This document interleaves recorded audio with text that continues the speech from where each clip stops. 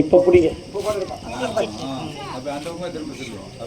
தானொரு கோலும் நாளும் அடியாரை வந்து நலியாத வண்ணமுறை செய் ஆன சொல் மாலை ஓதும் அடியார்கள் வானில் அரசு ஆழ்வர் ஆணை நமதே.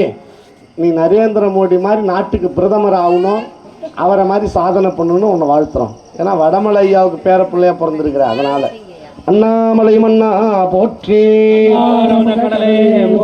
காவாய் கனகத்திரளே போற்றி. எப்படி இப்பனா சாலையிலே எனக்கு கிடைத்த பெரும்பொருளே மாலையிலே இம்மையிலே. என்ன சாலை? பாடசாலை, வைத்தியசாலை, தர்மசாலை.